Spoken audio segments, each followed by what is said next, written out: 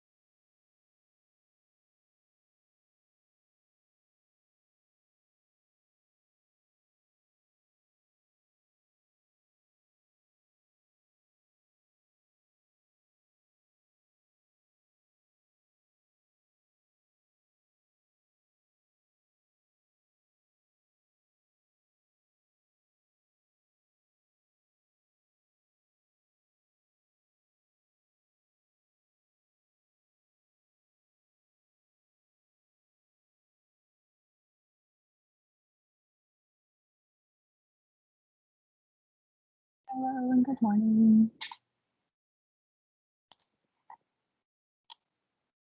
Good morning. Hi, Mercedes.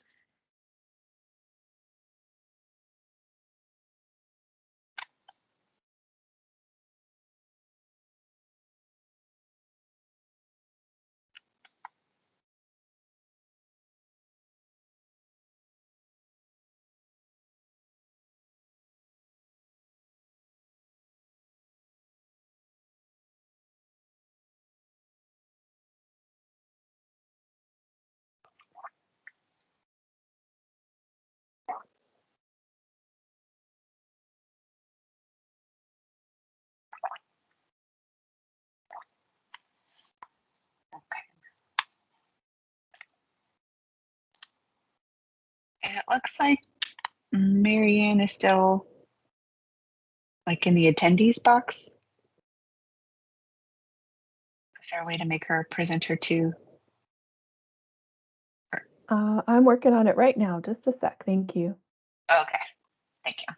Oh, and then there goes Bettina too. Okay, cool. It's like we're walking through the lobby of the office. Getting up to the door. Thank you for your patience. Hello. Hello. Okay, so subcommittee meeting called to order. We have Debbie Dennis, Marianne, and Bettina. Welcome. Welcome. Okay, so we have two ways we can go through the notes. And we've kind of done both of them so far in the other subcommittees that we've had, which is one, I can either go through some notes that we have from previous meetings, comments from the other subcommittees on kind of like what recommendations are jumping up top of mind for people.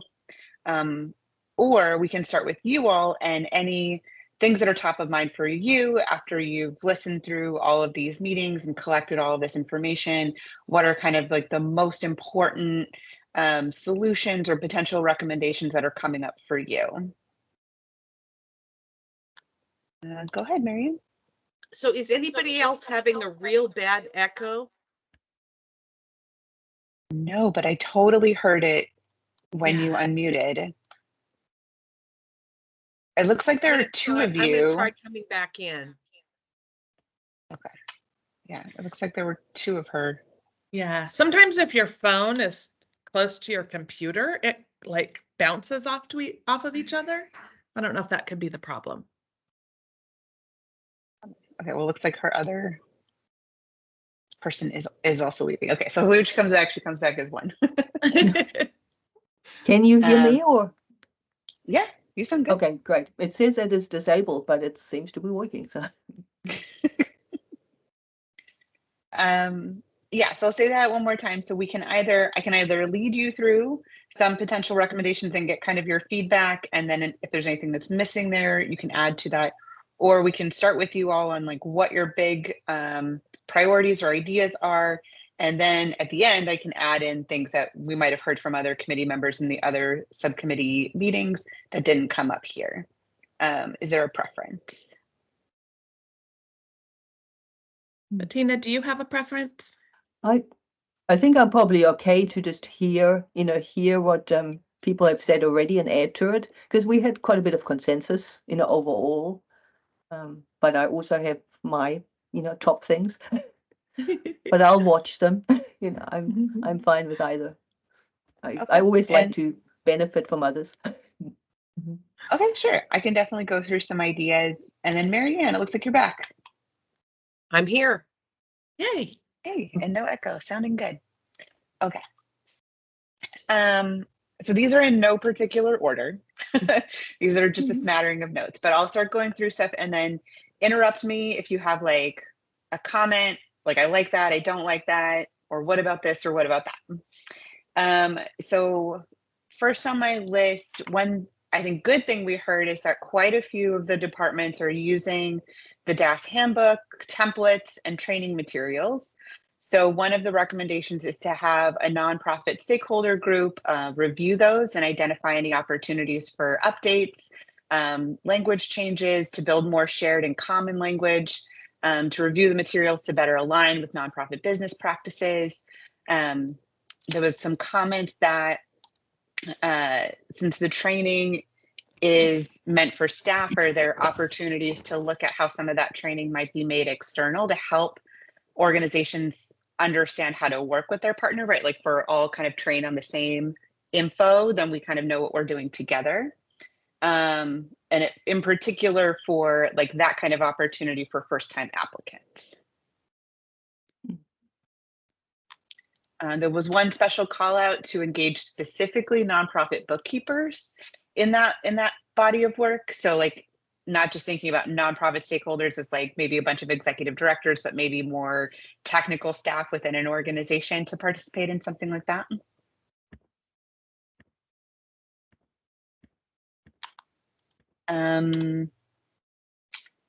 Looking for ways to in that process of like reviewing the templates, looking for ways to simplify the grant language and reporting structures so that they're more consistent, using the same expectations and timelines. This would help to create more predictability and more upfront communication about what's being expected to be monitored during a grant or a contract, and finding ways to support peer learning among grantees. This kind of goes back to that training element, is like, where and how often are grantees meeting all together with their program manager or contract manager to hear from each other, so that if like everyone's having the same problem with the same tool, right, there's ways to maybe encourage the contract manager to think maybe it's not all us, right? If we're all having the same problem, maybe it's the tool.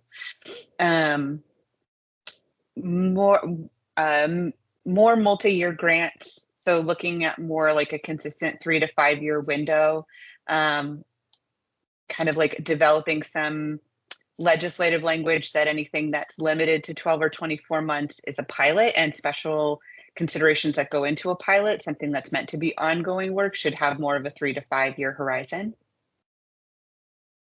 And then, yes, that was under the kind of like standard common language to be used anytime a bill contains the creation of a grant or contract. So it'd be more like on a legislative side for legislators with their thinking, I want to start this new program, then being clear that like, you don't really want to do anything for less than 24 months. And if you are, you really have to think about it as a pilot. So a very, very small scale. If you want something bigger, something longer term, then you need to be thinking about like, how are you building for like a 3 to 5 year window instead?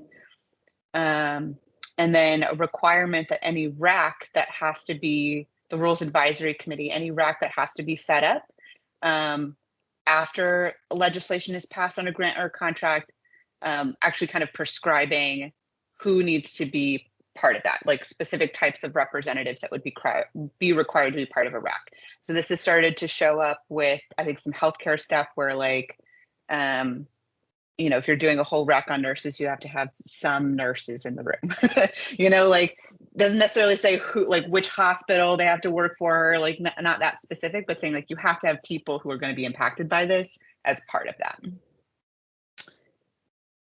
Any comments or reactions to any of those?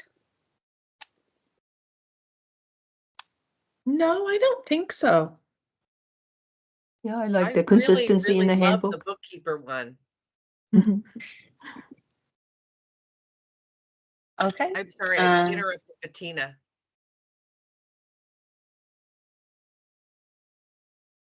So, yeah, I know. I I like interrupted the you. proposals, and I like the consistency. Simplifying but being consistent. I think it's important. Okay. And then around, so an annual COLA and inflation adjustment required for grants and contracts, and to set that standard early on so that it's predictable. So for example, one of the examples was to say that for a department or division or an agency that is submitting current service level proposals, that they first have to obtain from their contractees or their grantees who they continue work with, what their COLA adjustment is intended to be, or begin to negotiate that effectively so that when they submit their current service level, that's already included.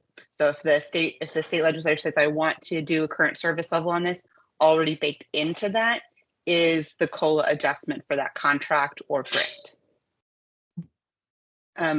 There was a note here about like, how do we make the actual cost of the outcomes part of the calculation? That seems a little bit harder to do, but it would be nice to figure out how to have actual costs associated. I think this is complicated for a few reasons. One, I think that for some types of grants and contracts, it's actually fairly explicit that the intent is not to pay for the actual cost, right? That there's like a match requirement. So it's intended to be underfunded and other funds are meant to come from someplace else. And changing that practice is much, much harder. But at least saying, if you as a department are like, we want to keep this contract going, we want to keep this grant going. So in like December, November, before they start working on their next fiscal year contracts in the winter, that they're actually getting that information from grantees and contractors about what current service level actually means to their grantees and contractors, not just what current service level means in like the 4 pages of their Excel spreadsheet or whatnot. Was there any Can I- discussion there about a wage board? Because COLA is so just across everyone, but the wage pressures are very different, in different sectors, in different parts of the state. So one of the things I've been thinking about is really like a wage type board that really looks at those adjustments in a bit more nuanced way, rather than just a inflation piece, because there could be you could have a 10% increase in some areas and you could have a 2% increase in others, and COLA really doesn't necessarily keep you whole. If you're not more like, I use ALMAS, and ALMAS is that the state maintains is something that is by area and by profession, rather than the same across everyone in terms of increases in staff costs. Awesome. I do have a wage board one in a minute, so we'll come back to that, but I did take note of those comments. Go for it, Marianne. So about the COLA, one of the things we're running into is ever increasing wages. So Taco Bell in our area is now paying $17 an hour in Eugene. And so we need to raise all of our wages again. And what we're getting from the county and the state is, or the city is, yeah, you need to trim 20-30% out of your budget because we don't have ARPA funds anymore.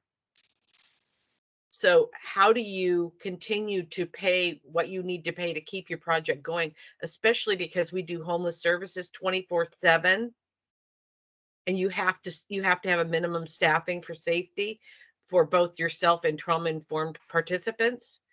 And how do you keep them staffed when you can't afford the staffing? And then in the RFP that came out, it said you will need to supplement this because we know there's not enough funding. So to me, all that whole thing is so frustrating. Other than, if I have to cut 20 or 30%, the only thing I can do is take it from being a 24/7 program to a program that only operates 2 shifts, right? So it's a carve back of those expenses and costs, and most of it is people cost. But then I can't serve the people in the way we need to. I can't do case management at night.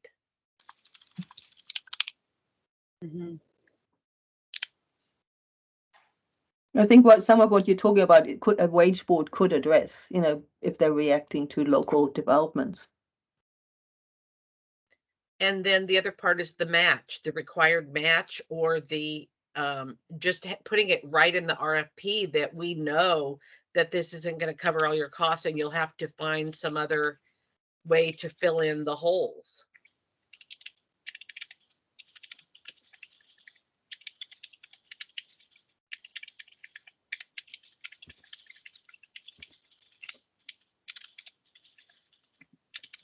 Okay.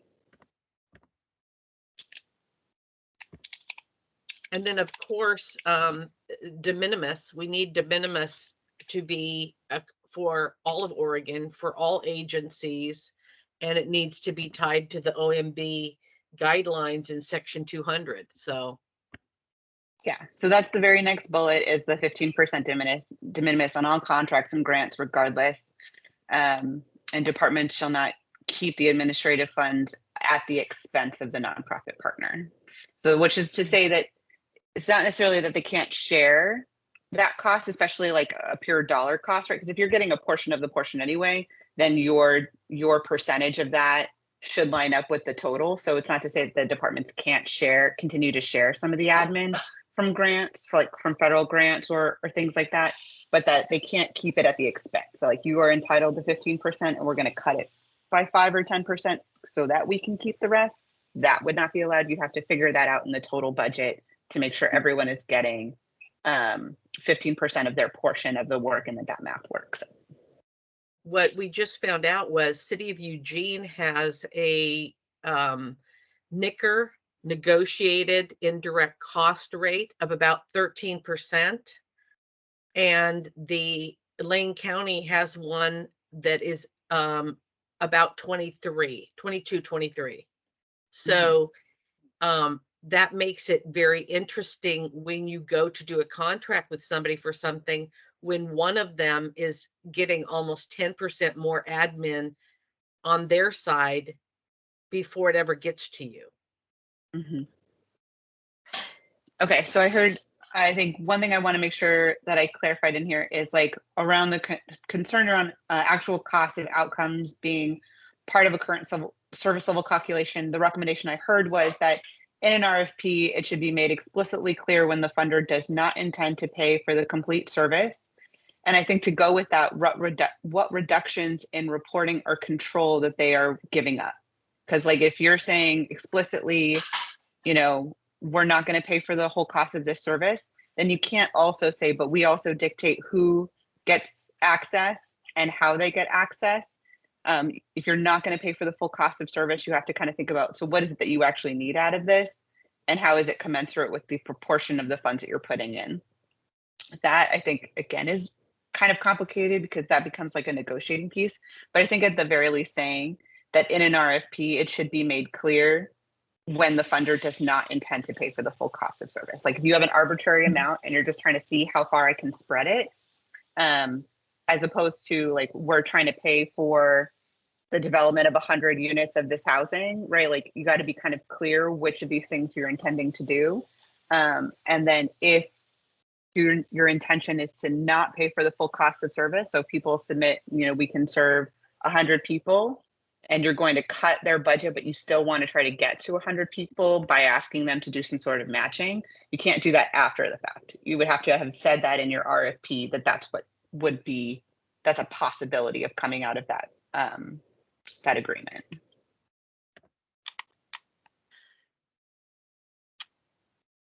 I had something to say about the current service level and the timing and the going grant by grant or contract by contract and finding out in advance what the increases are going to be. I'm trying to wrap my head around how that would actually work in the current construct. And I don't think it does. That doesn't mean we can't change the current construct. So my recommendation would be to make sure, I almost think we have to start at the highest level, the budget level, on how our budget officers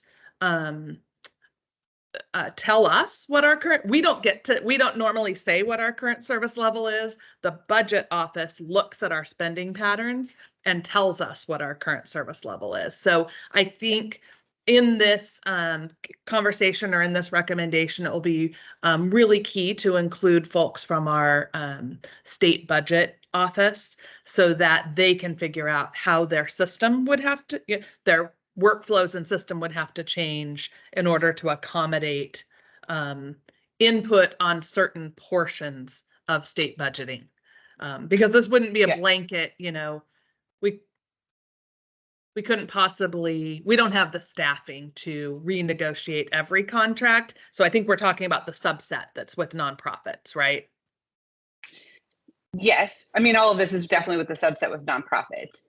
Yeah. I would say, I mean, that I would love for you to say more about that last piece, because we do have to renegotiate every single contract every year. So why don't we have the capacity to renegotiate every contract every year? Like every year we're told like how much more or less we're going to get into the next year. It's just not, it's not a negotiation, right? We're also being told, you are expected to still deliver these outcomes with this money for the next fiscal year. We're not asked like, hey, we have this much money.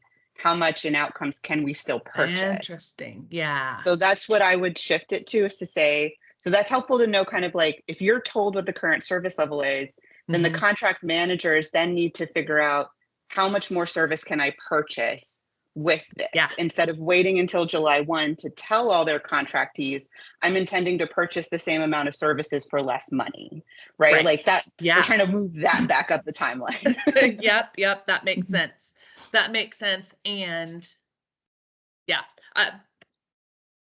we can't probably problem solve it here, but I think having people from budget included is going to be key. Of course, the subject matter experts that we've had that are the program managers and things as well, but the budget office is sort of the orchestra director.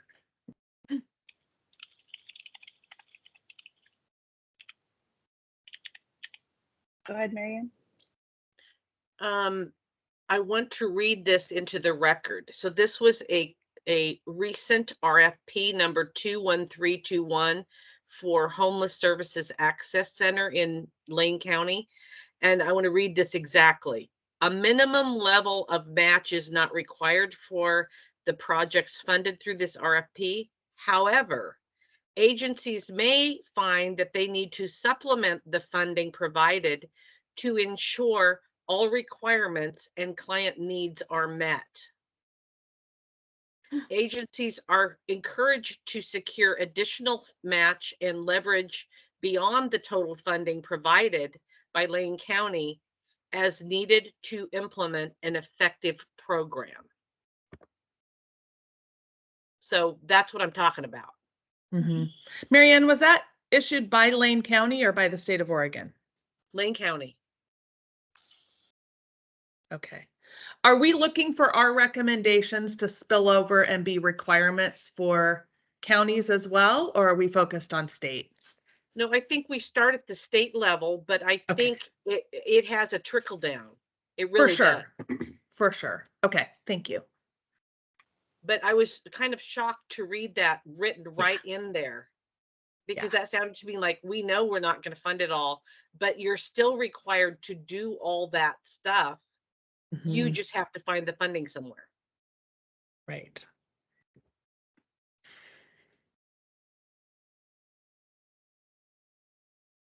Okay. So then on another one on wages, this goes back to Bettina's point. So I'd love to get into this one a little bit deeper. So establish wage minimums for common positions, like a prevailing wage or work towards a work board for common positions. And then the kind of comments that came under that is, should it be duties and certifications, not positions? So identifying what state certifications or licenses already exist that, exist in the nonprofit sector, and starting with those is establishing minimums for those types of positions. Positions that have to go through the DHS background check, establishing a minimum for those types of jobs, using that instead of certifications and licenses, using the state standard for when they say a nonprofit has to have all of their employees approved by DHS. That would then be the state triggering that all of those positions will now be subject to a minimum. There was also an example of like the long-term care and preschool. Both of those came up in our presentations that had minimums attached to them. So when DELC goes out for funding for a preschool program, they stipulate a minimum that's required for preschool teachers and other types of positions within the license framework.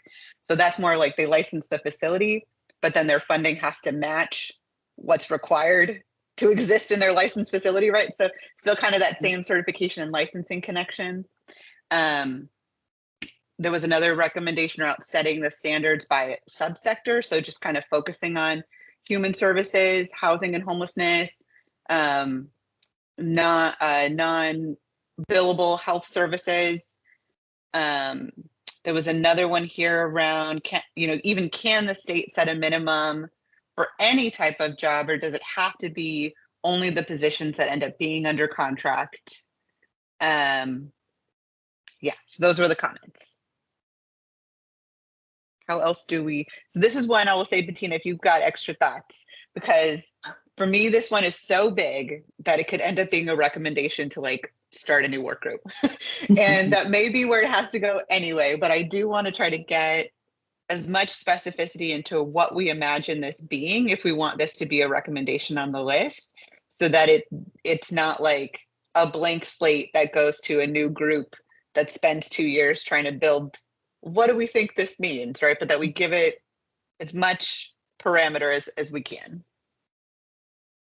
Yeah, I think of it as how can we assure that the contracts include like market wages, that and that's what I see a workforce board probably doing, is sort of having their fingers on market wages for the things that the state buys. And that the purpose really is that there's equitable pay in the grants and contracts to what other people in those industries, get paid, if they're in the county or if they're private businesses, or so sort of there's a range without being too dictatorial. I don't necessarily like what PSP did, where they said you have to pay a minimum of 25, and they never funded it that way. So it's more about when an RFP goes out, it's in those range. They get guidance from the workforce board, like once a year they meet and they look at inflation, and and they just do some regular work to make sure that what the state wants to pay, there's sort of a benchmarking so I don't see them as they meet a lot, but they do some analysis. They could be under DAS or something that regularly looks at the spread of positions that are being purchased, or the labor services that are being purchased. So departments can pull, their benchmarks and saying, these are, but I have a benchmark in between 80 and 110% of the median, whatever positions get paid. So they give guidance to people who write RFPs, and if they look at the total, where they should be pitching it. I Okay, love so that. I love that range. That's the key right there.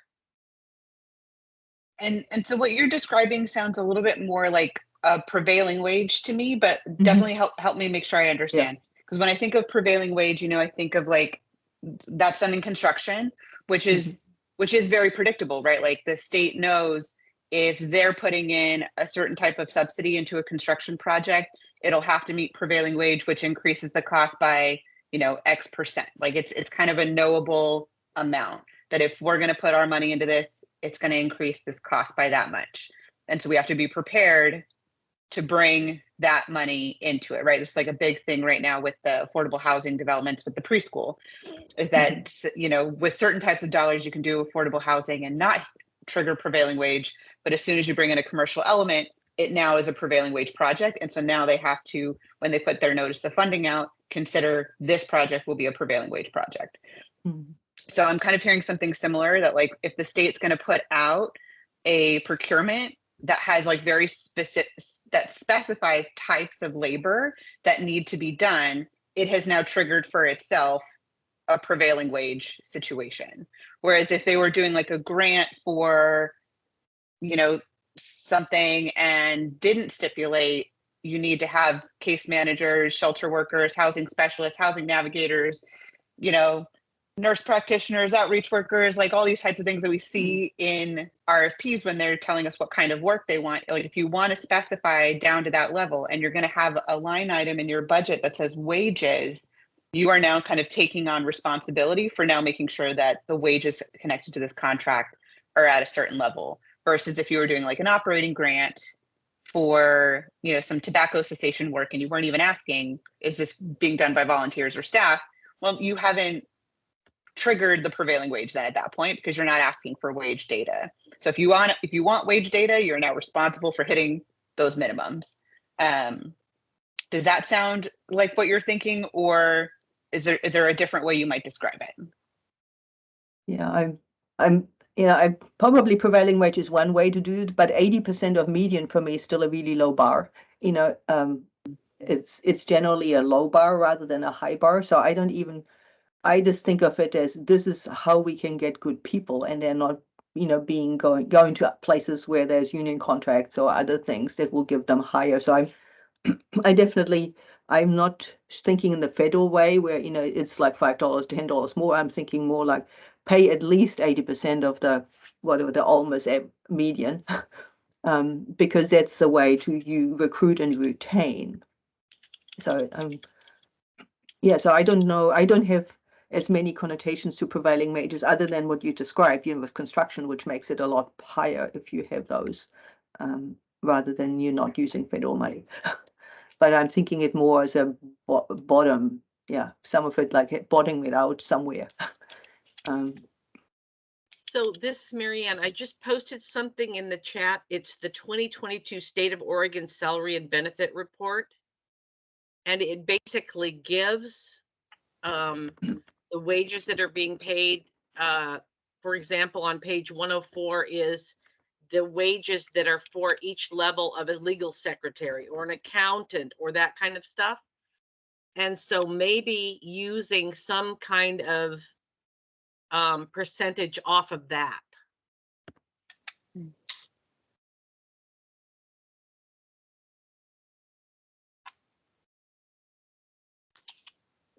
And so what is the connection to, I think, so for example, the state has a minimum wage, right? State mandated minimum wage, everyone's got to pay. Yep. I don't necessarily think there's even a requirement that a grant or contract pay you enough to hit minimum wage, right? So if we had a wage board or a prevailing wage set, how are we making sure that that's being met? Yeah, just like how would you put it in the contract? It's probably. Why couldn't it be in the contract as the minimum of 80% of whatever the Oregon 2020 wage and benefit report is? So I think that it can. So here's the tricky part that I'm getting into, and I think it goes back to an example that you shared, Bettina, which is, so I'm the contract manager. I have $100 million to spend on this. I'm giving you 10, and I'm saying, tell me how you're going to meet a $30 minimum wage with this amount of money. So I'm putting it all on you, the nonprofit, to make this money stretch that far, to make sure everyone's hitting the minimum wage and you're hitting all of your outcomes. Even though when you do the math, it's going to cost you 12 million. But I don't have to change it. I've already told you how much you're getting, right? And so like I'm at that situation. I'm sitting in that position. We're saying, well, you've agreed to these outcomes. You've agreed to this amount of money. Now you need to show me a budget that makes that math work. Mhm. Right? I That's wa- what we do yeah. today. And I'm wondering if that onus is on the contract people, because they probably have a cost model. You know, if I'm the state and I'm buying something, would I have an idea of how much it should cost? And the wage board would be the one I would go to saying, you know, my modeling shows that this is possible without the contractor having to do something. So it's more of an internal accountability, maybe, to say, let's just the contract managers will have to look at their cost models and say, you know, based on what we know about this work from our contractors, this is enough. You know, we've looked at their wages last year, we've looked at inflation, we've looked at, you know, benefits, and we, you know, our accountability is to this wage board and saying, yep, you know, I've reviewed this and it looks fair, it looks reasonable. Rather than putting it on the nonprofit. So I see it more in the budgeting people at the state saying this is, or cost modelers or analysts, whatever they are, and they would be. I'm thinking if there were some sort of rate schedule, the prevailing wage analogy sort of resonates in my brain because there's a chart and you look at the kind of job and where it's going to be, and that's how much you pay. I'm thinking that it would actually be helpful to the legislators as they're figuring out how much money to allocate for the different grant programs, because they would see how much was going to go straight for staffing. And so I think it could be helpful all the way around.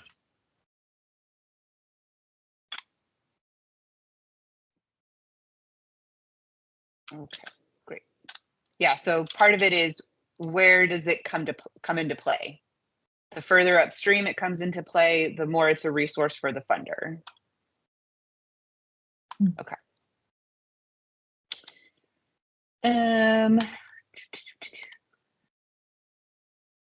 All right, so we have another one here, was to create some kind of single statewide database platform that allows organizations to create like a profile and contain all the minimum required information that agencies routinely ask for: mission, vision, demographics served, other services offered, board and staff composition, 990, insurance coverage, etc. Right, like the things we know we're going to get asked.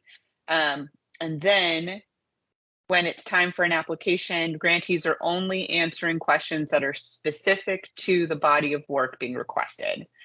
So another comment on this one was that it could be essentially used as a pre-application for vetting. One of the big concerns we've seen in this process is like this kind of pervasive fear of fraud, non-compliance, managing for risk. If there was this profile, other agencies could also even put in information. You know, if somebody was on a performance review, for example, that could be something that's noted so that other agencies know that this organization, you know, is in need of some technical assistance. So if they're applying something for me, I can ask them, you know, is this going to be something that you need support with? So we know ahead of time, you know, and just kind of understanding what's going on with that organization and knowing ahead of time what their, you know, structures might need to look like. And could also contain information on best practices for how to review grants and applications. So that kind of, I think, goes a little bit back to, you know, how are rubrics being developed? Are those part of the templates that folks are using? Is that something that's being uniquely created? And how do we make sure those types of rubrics are clear? Because definitely people, you know, people shared that you might have a group of reviewers, but you might have multiple groups of reviewers. They may not be the same reviewers for every application, depending on the size of the procurement coming in. But if you have some good standard practices and then you're only reviewing information that's really specific to what the agency is trying to purchase, maybe there's better alignment there in both the questions being asked and the information being shared. I like that dashboard like idea, like a dashboard, including reminders and potentially our contracts could be listed, the current contract with the state across agencies. That there's sort of a one, so because then people can see how long an agency has contracted, with any department. But I also like the reminders for insurance, for 990s, and if that's built in, so we can just have an administrator keep that up to date. And there's so I really like that, and we don't have to do the insurance certificates 5 times. It And seems once like a those great management place. qualifications are in there, they can be applied to anything. You just connect them. It'll be the same for our board, if there's board changes with demographics or, they could just be in there and you'll just update your new board list and you update the demographics for it and Yeah, and this was something we also shared, I think, in our last meeting. This is also a very common thing that a lot of philanthropy will have, where organizations will have essentially one sign-on that they'll share, so that it's not like 10 different people at their organization are filling it out. It's like they have a shared login and password. So anytime someone new is applying for something, they're using the same base level information. And that also helps with consistency in reviewing the applications, because you're not seeing like, oh, why is this different for this application than it was for that application? And the answer is because somebody different filled it out, right? But it's all the same standard information. And I also shared that I could see this. I think there was some question is like, is this more or less complicated for smaller or newer organizations? On the one hand, I could see it being more complicated because you're not just applying for maybe that tobacco cessation grant. You really were just looking at something small scale with a division of OHA, and now you're filling out this like larger profile that's really meant to support you in applying for a whole host of things, and that might feel more complicated on your first kind of go at it. But then we also talked about how, like at my organization, more of a mid-sized organization, we have a grants manager who applies for things basically for us. And so like that person is doing a lot of this work. And so if you're at an organization that doesn't have that person, that's each individual program staff who's having to do that. And this tries to consolidate some of that so that you aren't having to do that every time you're applying for something, but you're just answering the specific questions that because you're the one who's applying for that grant. Like you're doing the division that does tobacco cessation, and so you can answer those specific questions, whereas you might not know what is the board composition. Like I don't even know the board. I haven't even been to a board meeting, right? Like I'm so far down the chain, that's not a thing I know. Somebody else, and then I'm scrambling trying to find who in my organization has the information necessary. But if it's all a set profile, maybe that is easier for smaller organizations. But any other reflections on that one? Yeah, I think small organizations will benefit there too. Yeah, I think seems like a good thing to me. My only concern with this one is I feel like it's a big money thing. It's gonna cost And a lot time. of money.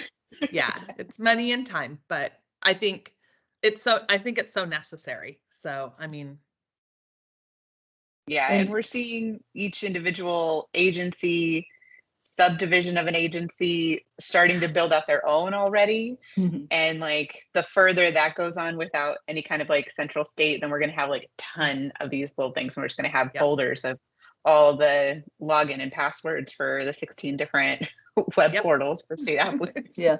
And I know Delk is doing, trying to do something with the same software that the Department of Justice used to do. So if that's all done together, because that is one of those platforms where we can upload our organizational data, and the one for the Department of Justice. So be nice to make it available to everyone without reinventing. Yes. Yeah.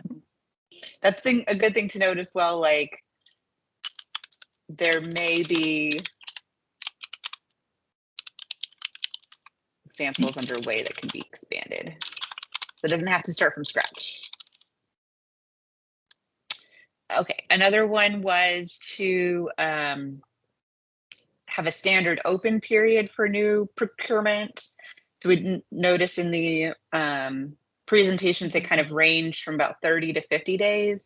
And like agencies tended to have like a fairly consistent workflow on their side, but as far as like how long they left a procurement out, all seem to vary. So if to kind of put nonprofits on the same footing, would it make sense for everyone to have the same standard open period? And what timeline would that be, given that we saw a 30 to 60 day range or 30 to 50 day range? You know, is it a standard 45 open days? Is it a standard 60 days?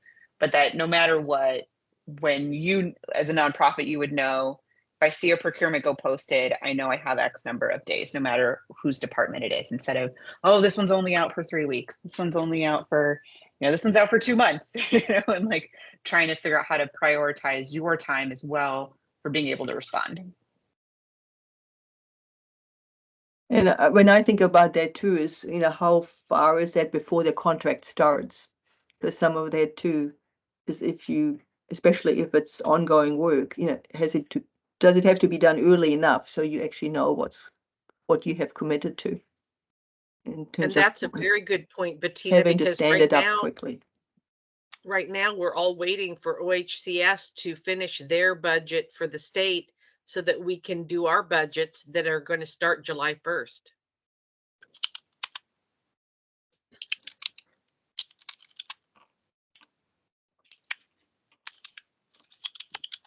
Okay, so that one brings me to this new one, a program year versus a fiscal year.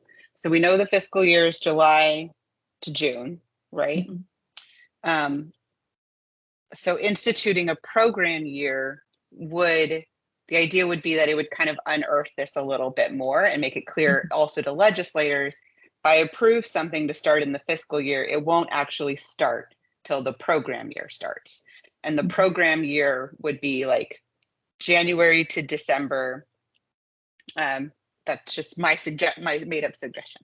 I heard OHA say they were even they were also like looking at how do we push start date to maybe more like September, October, so that we give ourselves at least 3 months to get through contract renewals and the whatnot.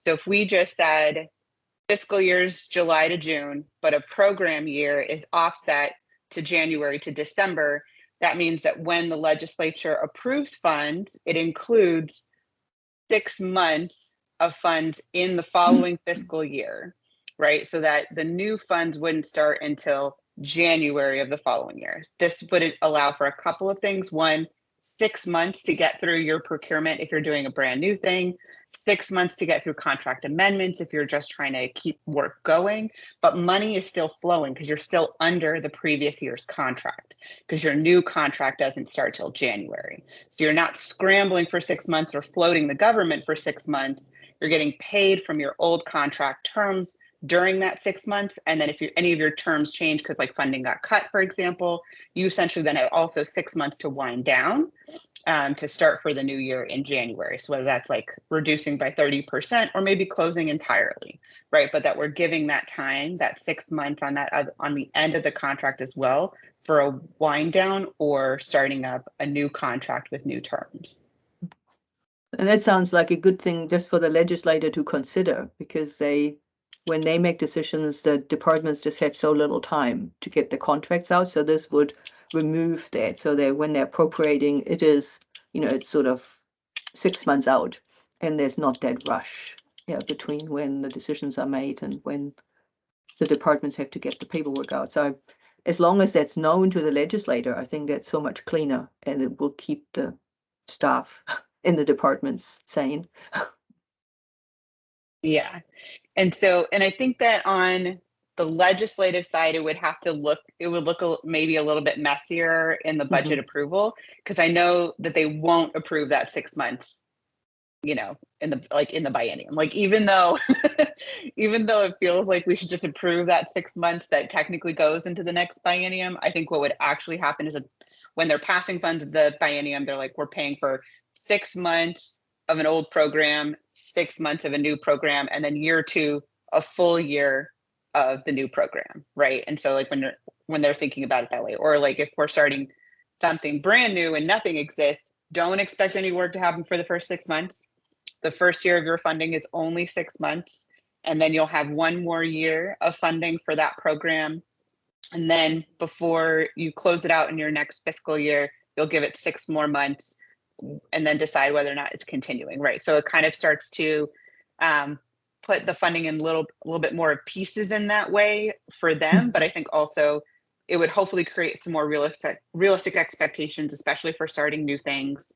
It allows work to continue while we're waiting for that new contract to come in, which I think has been the most difficult part for a lot of organizations, is trying to figure out how to float while you're being promised, like, we're just doing a contract amendment, you'll get approved, we'll pay all your invoices, like, it'll be fine, right? Like, it would just be easier if we're able to just keep billing during that time and like maintain bodies of work.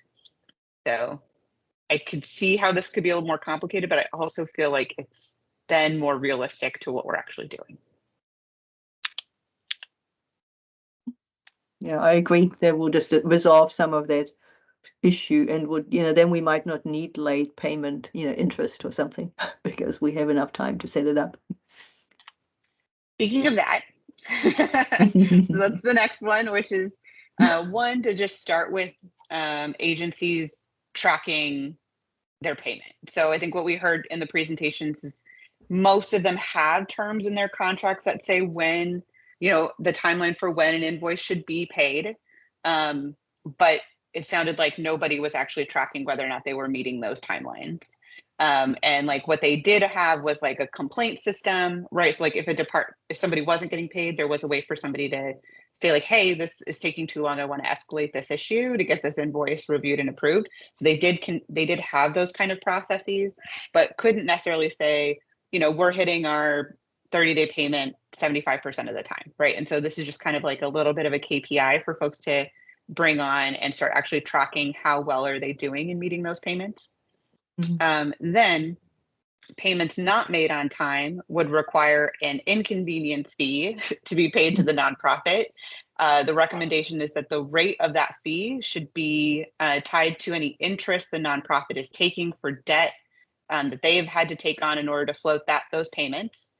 And then, or if a contract were to adopt an advance payment model, they would not be liable for an inconvenience fee. Because if you're doing advance payments, then the organization shouldn't be waiting for payments. And so then you shouldn't trigger this. So it kind of gives a little bit of an option, recognizing that it sounded like in a lot of our meetings that departments had flexibility on how they were doing this. They kind of leaned towards the reimbursement model most of the time, but sometimes had this other payment model.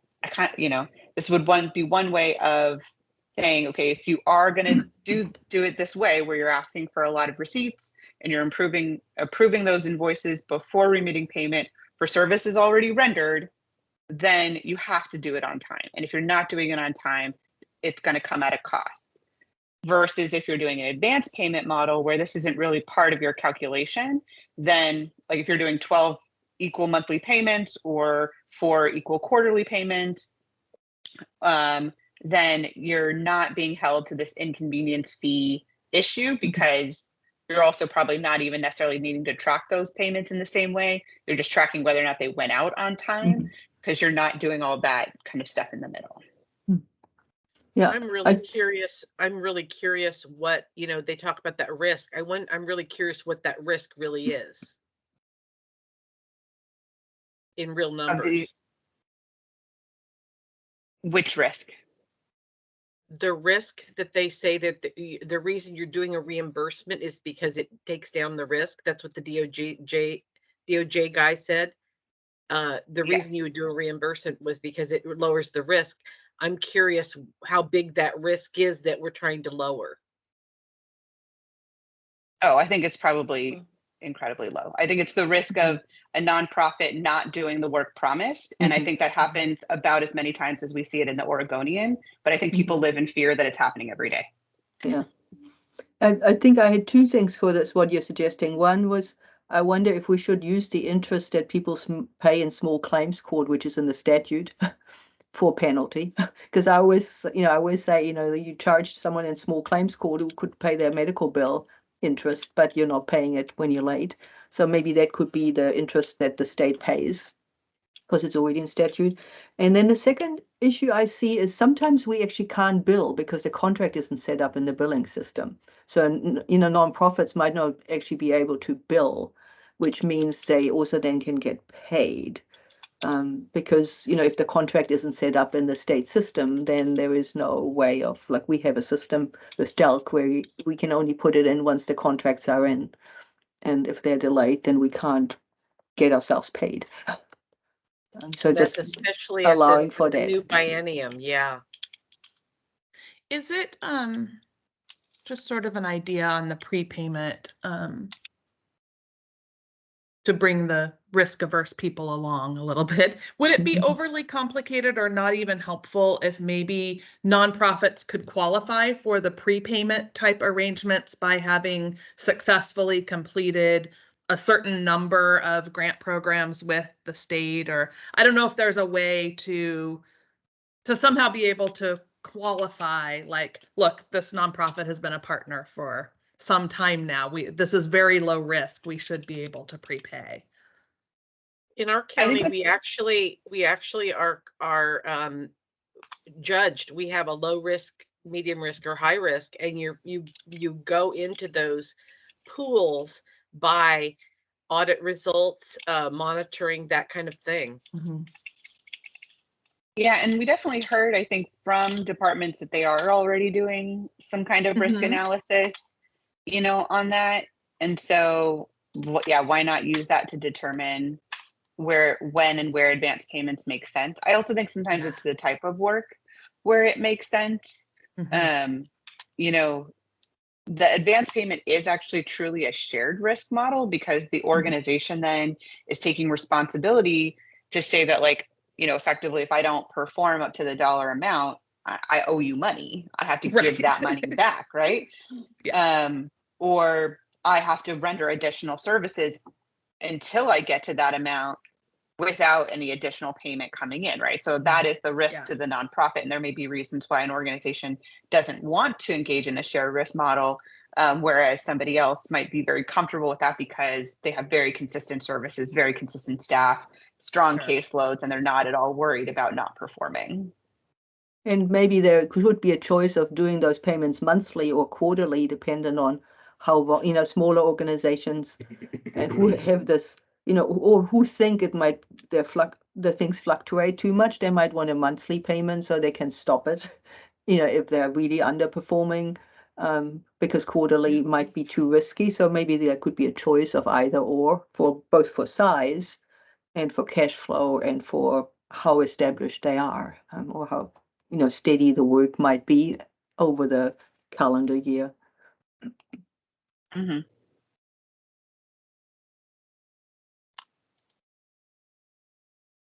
Okay. Next one is just a repeat of 15% de minimis. That if contracts are over 12 months, they are required to come with some sort of inflationary adjustment for its second year.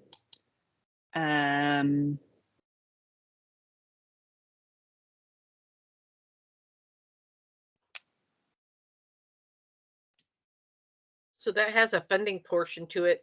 We received notice that even if the OMB says it's 15%, that they were not going to be able to pay that amount. Yeah, that's an interesting one to me because a 15% de minimis allowed in your contract doesn't necessarily mean new money unless they've put you at a zero, right? Because if you're at zero de minimis, you do need to add funds into the contract to even create the space for the admin. But if you already have a percentage in your contract, you should be able to adjust the line items in your budget to put more into the de minimis and remove it from someplace else. So like, for example, we have a 10% for most, we hit the de minimis for most times. We don't have a federally negotiated NICRA rate. But when we ask for the 15%, if we're given it, our total amount doesn't change. What we do instead is we delete the line item for office supplies and delete the line item for staff cell phones and the little stuff like that. And those dollars then just become part of the 15%. And then we Yeah. can manage them much more flexibly in the organization instead of having to remember, oh, so-and-so's cell phone, work cell phone has to be billed to that contract because that's where the line item exists to pay for it. So it shouldn't I hope this is a good reminder that like when we explain this in our write-up, that like saying that everyone gets the 15% de minimis does not necessarily mean that everyone's going to get a 15% increase in their contract amount. And really the only contracts that are going to now require new money are those in which the state is currently imposing a 0% allowed. And I would hope that that is rare. I've heard those stories and I know they exist, but I hope they're rare enough that that wouldn't create a huge fiscal on this recommendation. But in practice, in the first year, they should just let organizations shift their budget to put more into the 15%, to meet the full 15%, delete the teeny things in their budget so that they can hit that, right? Yeah, that's how I see it too, because every budget has a different structure. So then I'll just look at how that structure. And then I have my internal structure for budgets too, which, is across the whole agency with different programs. And so I think, yeah, as a budgeter or bookkeeper or whatever program person, you just make it work. And it allows us to get rid of the little tiny lines that we don't really want to, count the office supplies, for a contract when we allocate it based on FTE across all departments, for example. Yeah, exactly. I'd rather not do that, but that's what we had to do. And some. Okay, so then the next one was upfront payments on the first quarter of every new fiscal year. This is a recommendation basically if we're not doing advance payments and if we're not doing a program year.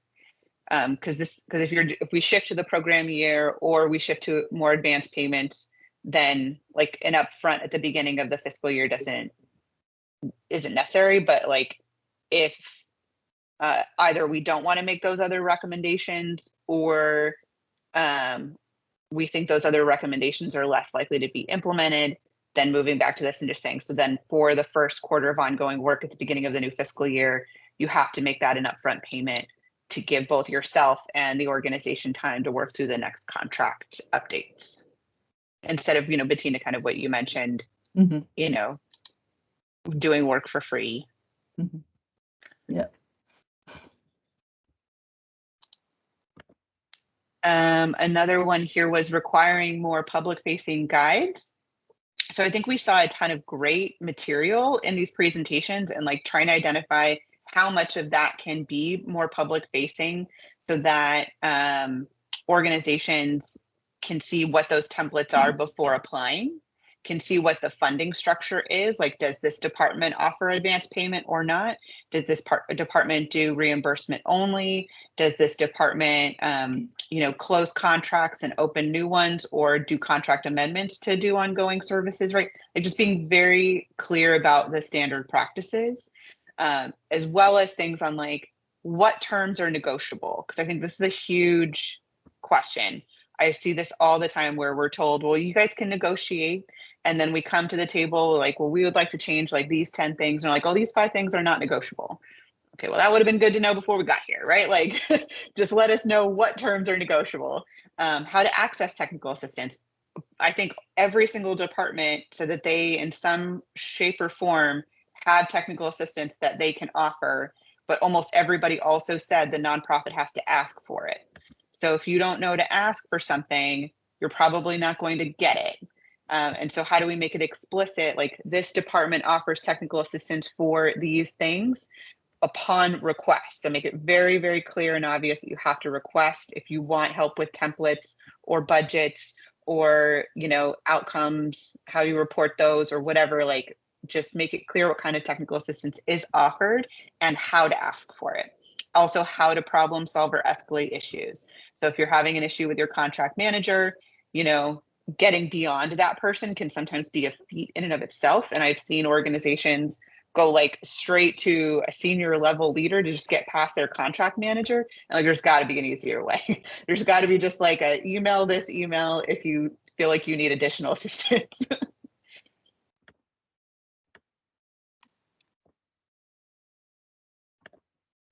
And that was another comment on this one. It should also include clarity when funds can be moved from different line items. So it also seems to be both a flexibility that departments offer, but not always clear how to get it. That like, if I'm really not spending, you know, money in a certain line item in my budget, like how do I move that so that I put it into a line item that we are actively spending on? You know, turns out we didn't need as many pairs of shoes for summer camp as we thought, but we need a whole lot more snacks, right? Like, how do we move those things around?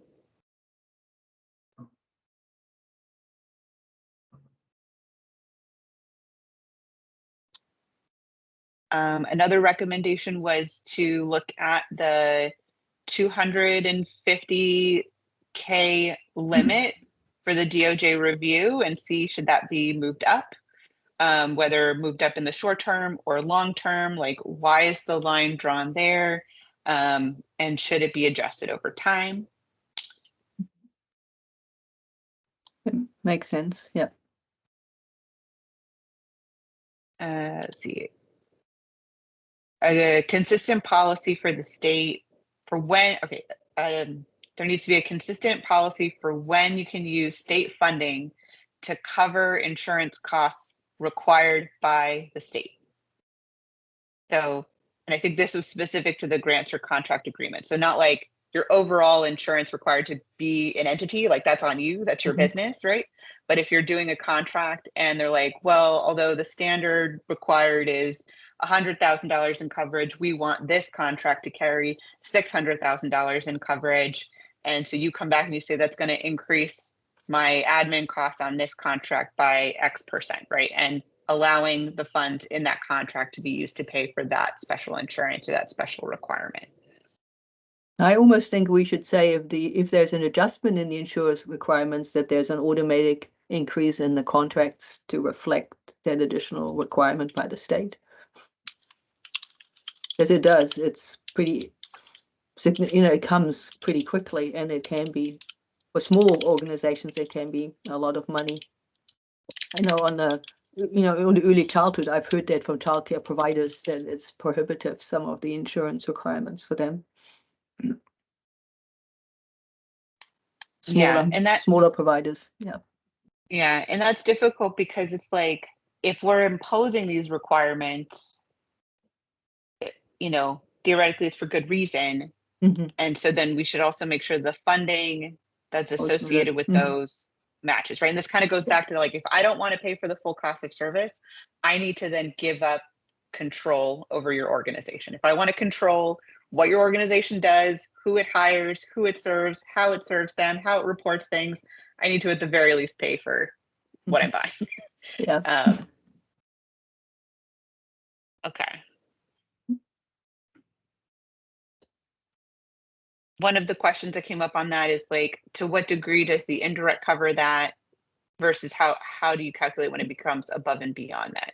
But I think, Bettina, your comment there about like, if we've already submitted a budget and then you're coming back to me and saying, oh, this is actually going to require an increased insurance cost, then that has to then come with that additional fund. Is that kind of how I understood that? Yeah. And if it's in the RFP already, what it is, then, you know, it's costed it, you know, we have budgeted it in. So if we know at the time of submitting what the insurance requirements are, then, you know, it's in our costs. But if there's a change, then it needs to be funded change.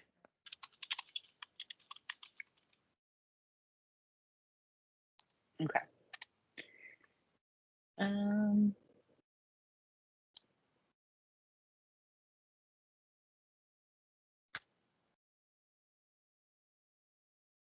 And then I think this is the last one.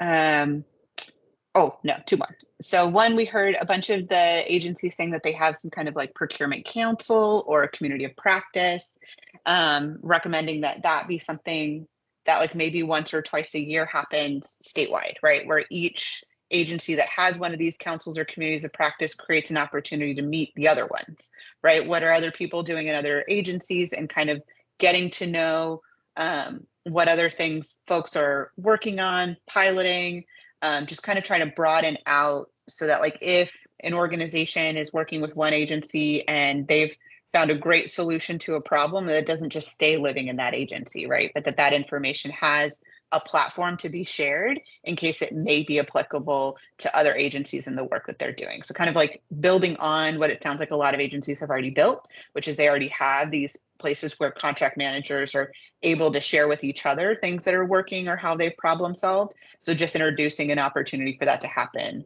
across agencies as well.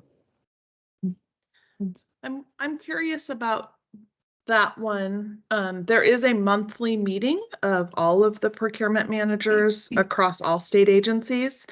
So I can see value in having maybe a once or twice a year convening of the people actually doing the work. Not so much the managers across the departments, and maybe even it's, those who are doing contracts in the construction field, those who are doing contracts with nonprofits, but a convening of the actual practitioners. Yes. I think that's the idea for sure. Did they also talk about maybe convening of the contractees? I know there's drop-in, quite a few agencies now have sort of drop-in hours for the people that they contract with on a more regular basis. I've seen it at the Department of Justice. I've seen it at DELC, that they offer those opportunities for grantees to come to a Q&A or, whatever session, which creates community, Yeah, I think I had one up here around like peer support, peer learning. So support peer learning among grantees and contractors that are part of the same bodies of work. So is that the same, or are you thinking about something more like multidisciplinary? Yeah, I guess the only thing I was thinking of, maybe with the departments being there too, so it's the peers, but also potentially the grant managers in that as well. So it's somebody because that's they in could charge be of the helpful. program delivery, the director in charge of the program delivery for that contract. And then the last one was an Office of Nonprofit Partnership, or some kind of both internal and external facing leadership body that could potentially lead some of this work around like those convenings, could potentially lead some work around like a nonprofit stakeholder group, reviewing training and templates to offer guidance. And then some of the comments we got here was like, how much would something like that cost to stand up a new office? Where in like the hierarchy would it live? There was some comments at like, governor's office level. There was someone else who said actually DAS, right? Because of all these templates and training materials, they exist at DAS. Like, could that be a place that houses this as well? And how can we effectively show what kind of efficiencies would come out of this to justify any cost it would have?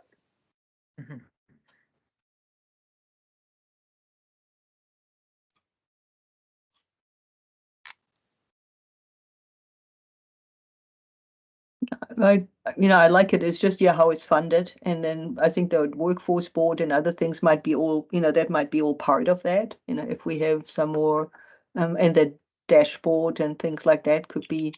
So I see, DAS as a good place for it, but it could bring together all those strands. How are the other Yes. boards and agencies funded?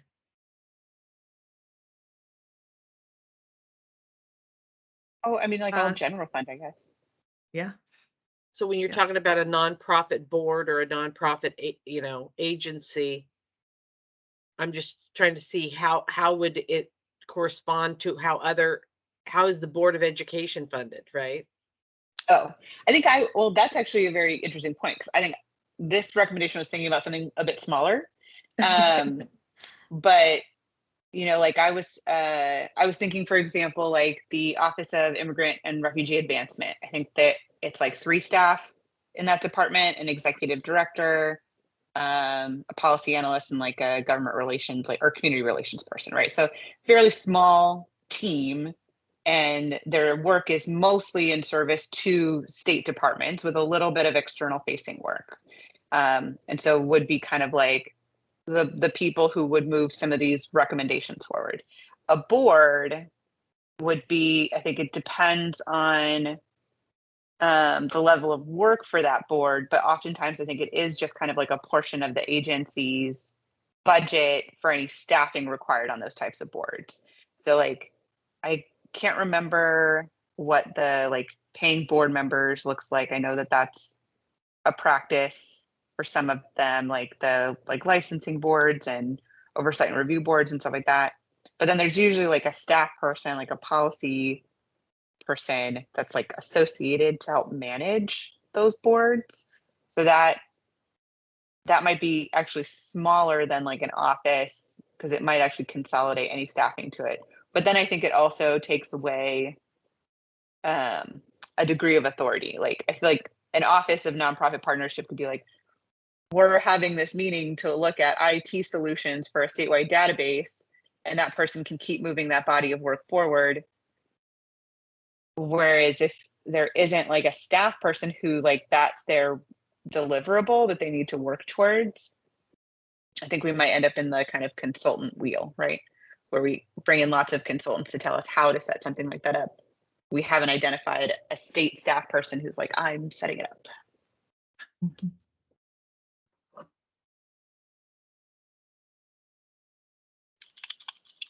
I was just thinking that a lot of the same board members that we have that volunteer for our board, maybe we could have something at that level that did have somebody in a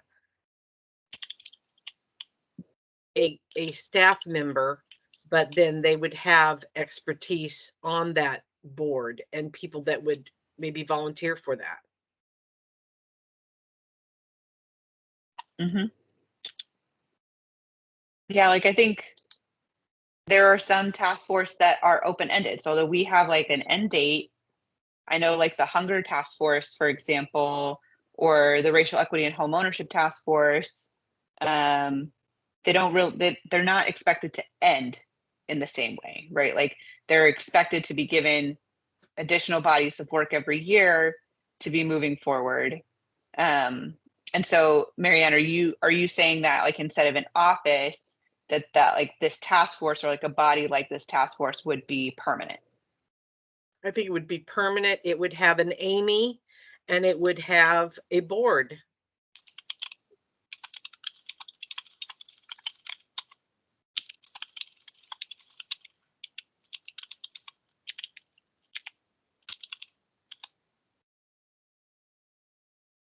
Who would the board be guiding the work of, though? I'm at some point I think we do need some oversight of some sort from the nonprofit community, but we also need doers, people who are going to actually take these recommendations and create a project plan and do the work.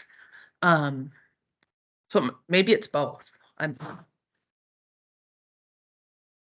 Yeah, maybe it's both.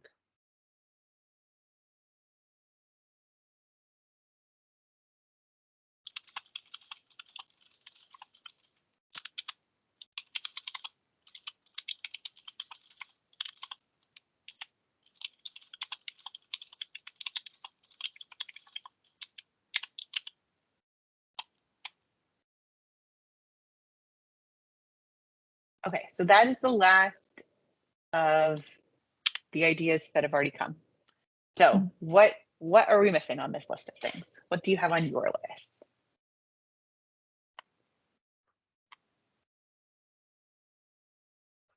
I think we've covered all of the ones I have, other than maybe standardized templates, but maybe that's already in there somewhere. So we do have language around like simplifying the language and the reporting structures to be more consistent across the agencies. Need to be predictable with upfront communication, transparency around what is being monitored, the peer support groups, those are all kind of part of the same thing. And then also some kind of standard language that can be inserted anytime a bill contains the creation of a grant or contract.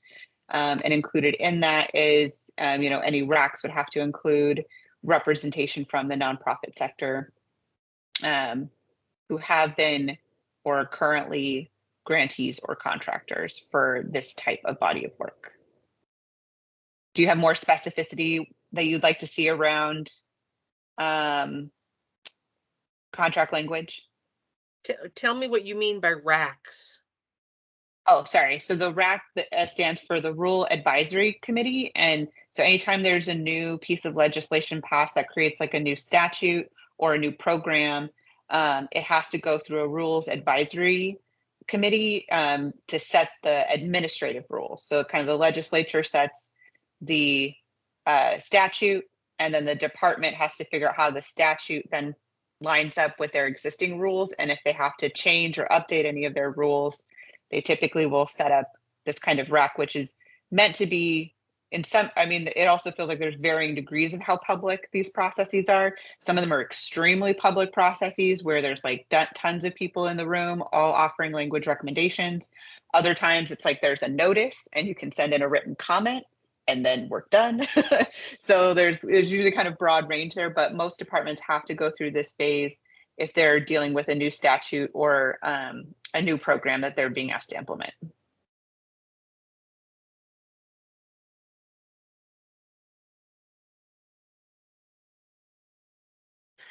Mercedes, is there anything, I don't feel like I heard it, but maybe it's there and was worded in a way that didn't resonate with my ears.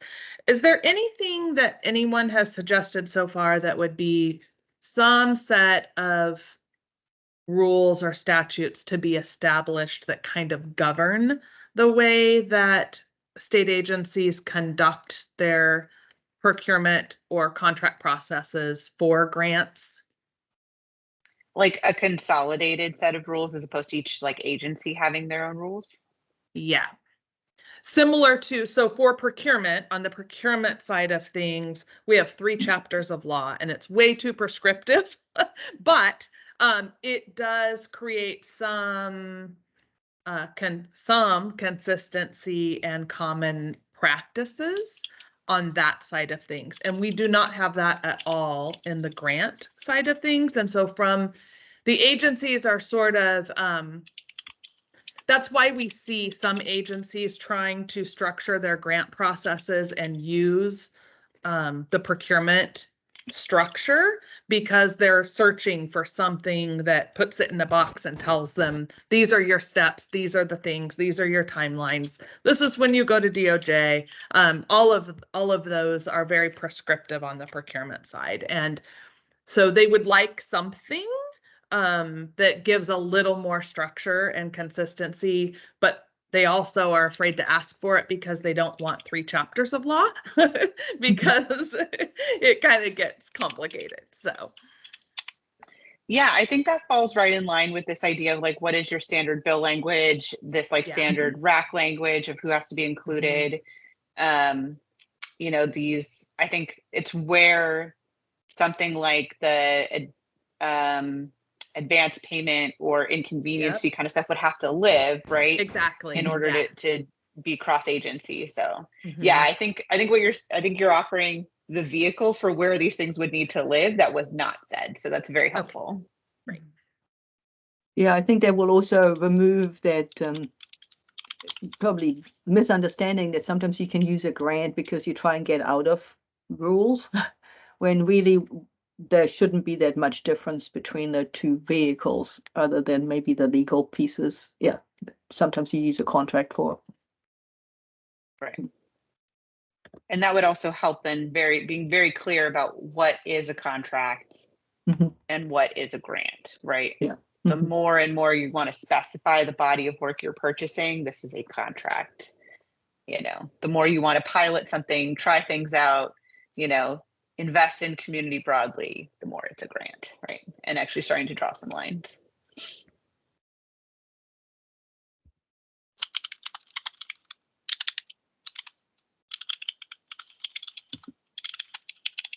Great.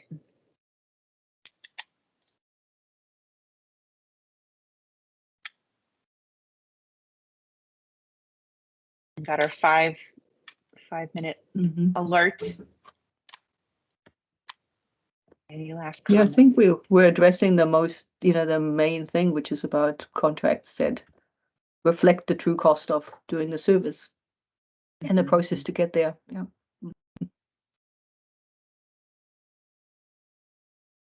One of the things we started talking about towards the end of the last meeting was, we're going to have our write-up, which is we're going to try to make as actionable as we can, our recommendations.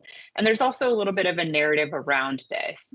So if there's anything that we want to make sure that we highlight around this narrative, and I just thought about it, what you said, Bettina, which is like, trying to get to better understanding of the true costs. Yeah. And it's the true cost of the outcomes, right? So like we want healthier communities, we want housed communities, we want fed communities, we want educated communities, right? And what does it cost to actually have those things?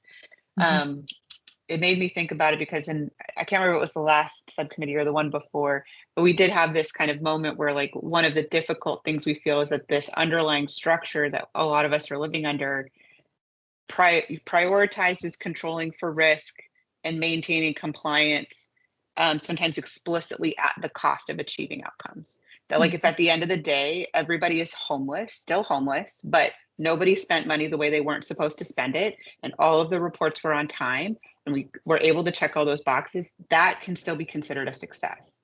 And I think for the people who are working in nonprofits and even a lot of these contract managers, that doesn't super feel like success, right? But that is the way the underlying structure is set up. It is set up to overweight the first two at the expense of the last third. And so like, how do we make outcomes just as important as, managing for risk and compliance? Yeah, and it makes the decision making much clearer for the politicians. If it is more expensive, where should we cut? And because that's the other part. If you don't have the true cost, your decision making might be flawed because you're putting it on your subcontractors rather than being very open and saying, yep, it now costs us so much more. We don't have the money, so where are we going to cut? Or where are we going to find new money if we do need new money? Yeah, what if we still want the stuff done? Yeah. And it really tries to drive away from kind of arbitrary funding levels, right? Like we're putting, $500,000 in this because we have $500,000, not because that's what it costs to do it, or that's because that's the outcome that we're hoping to get, or we understand the scale of what we're purchasing. It's like we just happen to have that money, and we had a lot of people come testify about that thing, so we're just going to throw that money at it, and not leading to that final step of like, is that even enough money to purchase what you want? Is it even enough money to show a demonstration of the thing that you think you want to purchase? And we're so far from that I think we're perpetuating our own sense of stress in like, why haven't we fixed these problems? Right. And so like really trying to center around what are the outcomes you want and what does it take to achieve those? And then being very real about what of that you can do. And like, that's difficult. And I know it is. Like, I don't think anyone wants to sit up there and say, I feel comfortable with a 1.2% level of homelessness in the state. And so therefore I shall fund this department to the level that only achieves 98.8%. But like also that could be a good outcome, right? If we're actually achieving those things. Like how do we balance those and figure those things out? Any other last comments for the good of the order? Well, Mercedes, I think this has been fabulous. I love getting together and being able to talk. I think that us being kind of hobbled by the rules that were made has made it more difficult. It has indeed. And I won't say too much more on that. Thank you all so much for Thank your you. time. Thank you for Yeah. making it to the subcommittee. And so next steps, we're going to keep having these meetings. In our June meeting, we're going to start to talk about a structure of how we prioritize. So I probably won't be presenting a ton of these just yet because I think we still have maybe 1 or 2 more to go. But my hope is definitely that we're able to then now start looking at them all together. We won't have a ton of presentations in the next couple of meetings, so we should have good opportunity to have dialogue about where our priorities are, what's feeling like most important. And as you kind of go away and come back, I definitely want to say that I really hope as we get further refined that we're really staying anchored on how is this going to help me pay my people more? How is this going to help me make these jobs stable and reflective of the true value of the work that they're doing in their community? So thank you. So we're not meeting in July, is that right? No, we should have a meeting in July. I believe we had to shift. Cancellation from Amy. Yeah, I believe we had to shift our agenda planning meeting because it was on the 4th of July. And then we should be getting some of those updates. But Amy, do you want to say anything about those cancellations that went out? I didn't send a cancellation. Marianne, could you please forward that to me so I can see what the problem is? Thank you so much. I'll get to the bottom of it. Thank you. Yeah, and Thank you. actually I'm looking at my calendar, Amy, and I don't see a July meeting. Okay.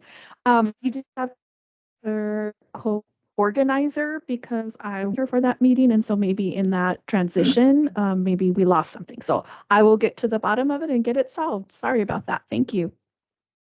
Thank you so much for doing that. All right. Thank you, everybody. Have a great rest of your Monday. Thank you. Bye-bye. Bye-bye.